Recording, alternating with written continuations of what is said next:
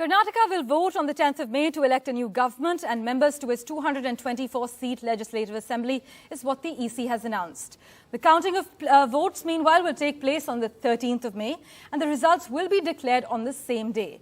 This announcement comes amid a high-stakes political battle between the ruling BJP and the opposition Congress and Janata Dal-Secular. The BJP, led by Chief Minister Basavaraj Bommai, is seeking to retain power in the state, fending off allegations of corruption and communal polarisation. Now, the election will also test the popularity of our Prime Minister and his party's policies at the national and state level. Let's go across to my colleague Srija first. Srija, you've had your ear to the ground throughout. What are the main poll issues that are emerging out of Karnataka?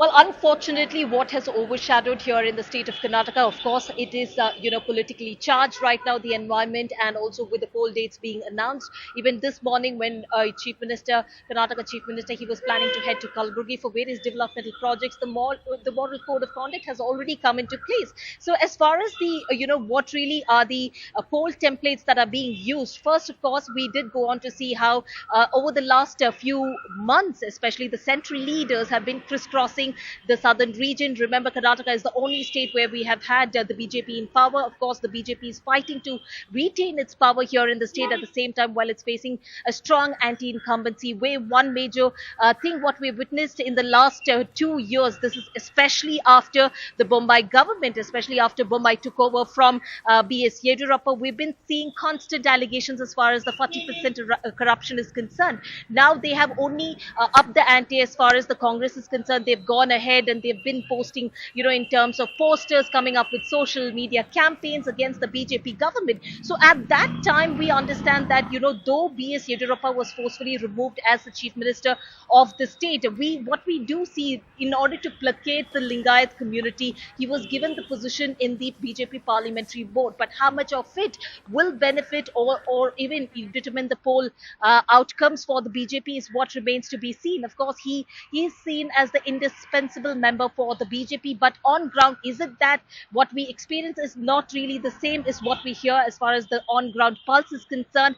But on one hand, you have the BJP making claims, especially like central leaders, time and again making speeches at various platforms saying that JDS and the Congress is all about family and dynasty politics. Clearly, they have not been able to come up with a huge, in terms of a poll narrative. In fact, they've been going back to their old narrative, which is, of course, polarization, the strong Hindutva strategy. On the other hand, you've had in the last few months how especially the Congress has been, coming up with strong social campaigns against the BJP in terms of the 40% corruption. So these are the poll, strategies which have been working in the last few months. One, of course, the Tippu versus Savarkars are also on the other communal lines, which especially the BJP has been trying, being too desperate, in fact, to try and woo the voters. They've been making such, explosive statements. One, of course, recently was Nalin Kumar Katil, where he went on to talk about how especially those who are the followers of Tippu should not be alive. So such explosive statements, which especially BJP is resorting to. But like I pointed out, these are certain poll templates which are being set out, by the political parties. But what really are the real problems on ground? Of course, you have water scarcity, which especially in North Karnataka region, people have been talking about. Second is, of course, the agrarian crisis. Srija, thank you so much for that detailed update. Let's also get in Veera at this point. Veera, this is a crucial election for many reasons, one of which is that it will determine the political stability and direction of one of the largest and most economically important states in our country, which actually contributes to about 8% of India's GDP. That's right.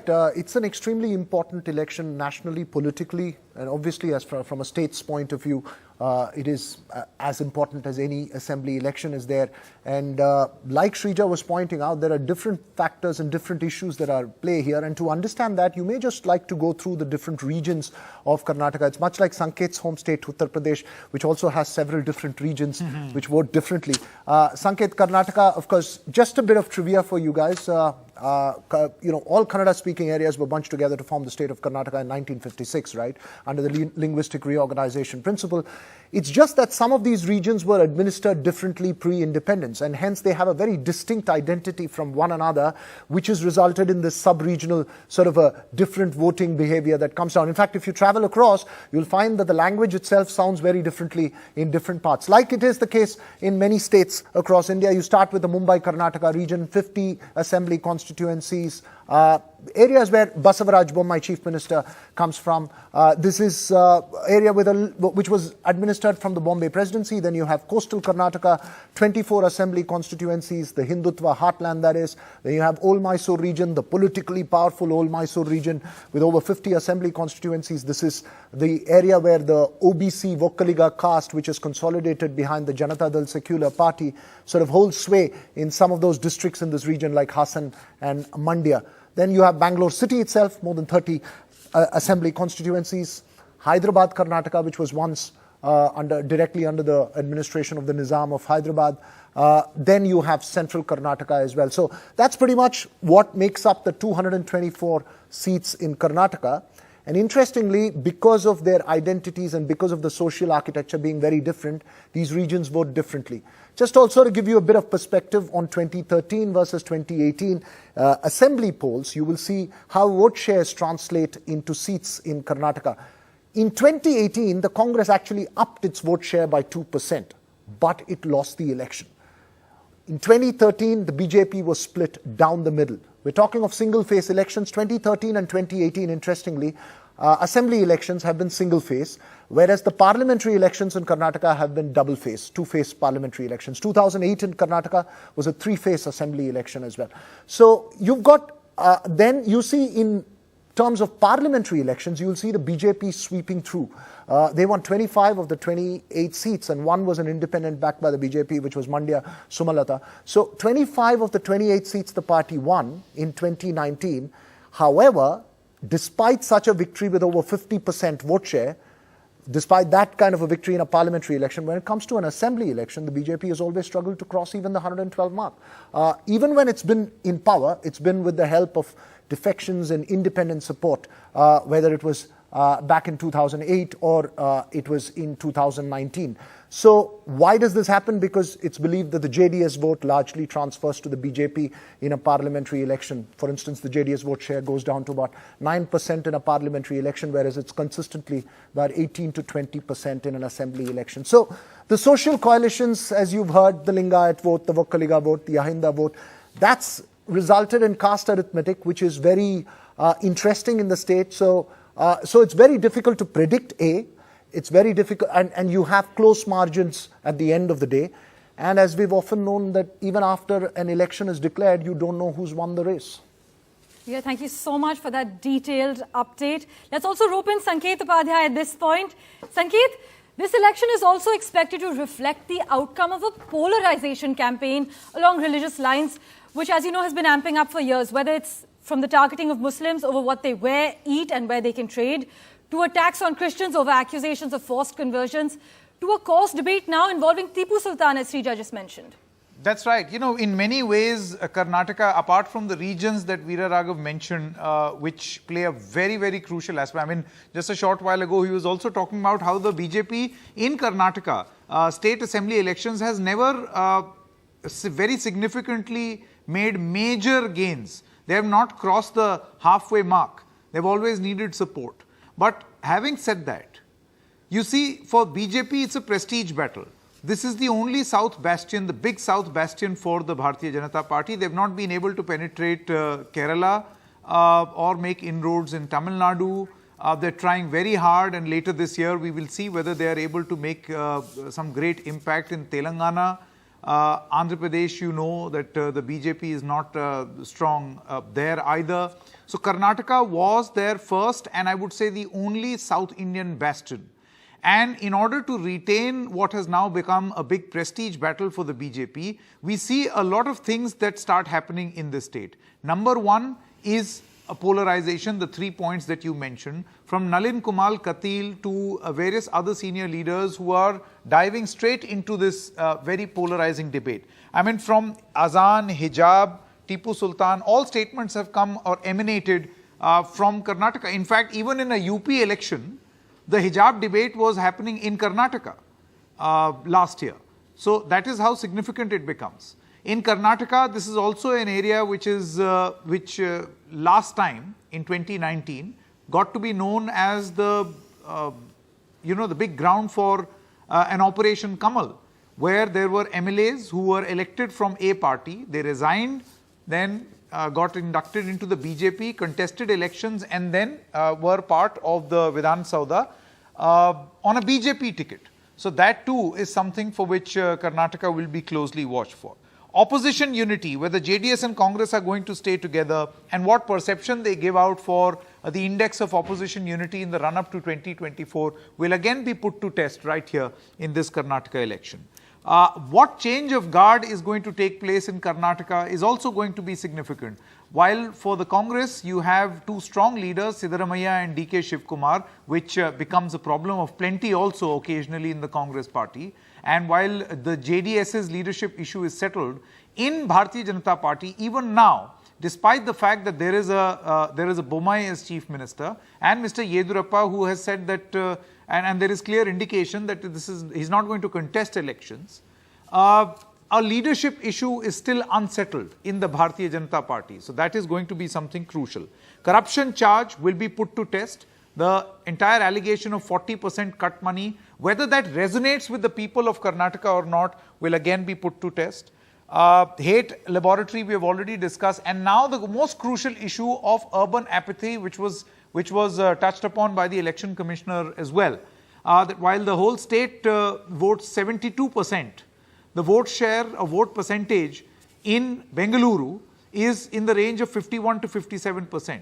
So his solution, according to the Chief Election Commissioner, is to hold an election on Wednesday so that people don't club it with their weekend and go camping somewhere in some resort in Karnataka, that they would be forced to come and cast their vote. I don't know whether this formula is going to work or not. Maybe Veera will tell us more of how Karnataka thinks, how young Bengalurians think. But again, yeah, Veera.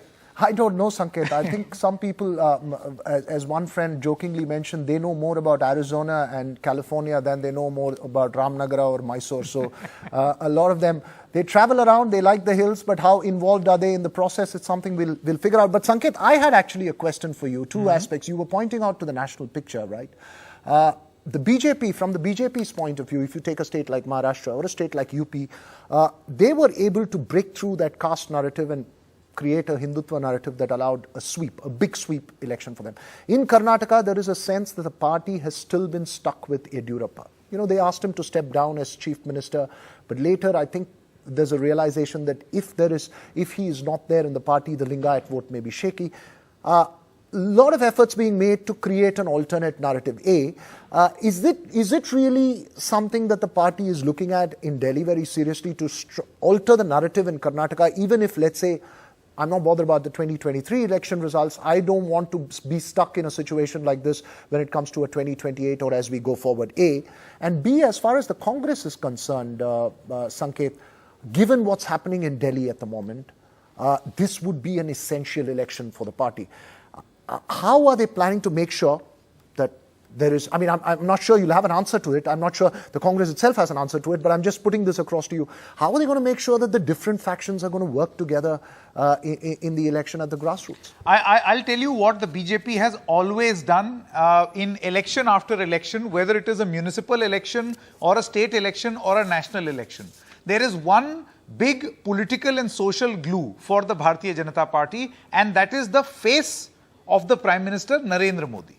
This is a sure-shot formula which has worked for them across all elections. Then you will have regional factors also. In UP, you will have Yogi Adityanath. In Madhya Pradesh, you will have the face of Shivraj Singh Chauhan.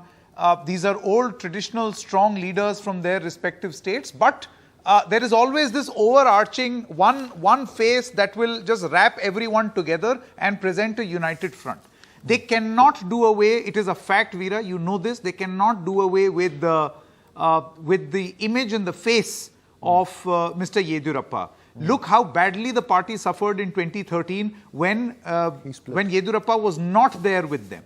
And the BJP acknowledged, I remember covering press conferences and speaking to senior leaders of the BJP who said that yes, not having him on cost us the election dearly. But you know, the party had to send out this image that that we cannot stand corruption. There were massive allegations of corruption against him back in the day. He's back into the party fold, and you look at Narendra Modi and various leaders of the BJP, Amit Shah, JP Nadda, who come from Delhi, who fly into Karnataka, they give the due respect that is supposed to be given, understanding these caste equations and understanding the seniority of a Yediyurappa on the stage. That is duly acknowledged. And that is where we come to that point that you were mentioning on how while there is one image that you have of a young state, different narrative, Bengaluru, urban apathy, the Belandur lake, rainwater and all this. This is one image of Karnataka. The other is a very predominant caste region, Vokaliga, Lingayat, which will also be at play. And the BJP realizes this. Veera, just to add to the point that you were making, while the BJP tries to revisit narratives and tries to create this one narrative that will eclipse all other, Hindutva which will eclipse all other, or a strong leadership which will dominate on local issues, Article 370 or some such issue, or Uniform Civil Code, which will completely dominate local issues. The BJP also realized that you can't wish away local factors, which is why in UP or any other state, they will silently work on OBCs also.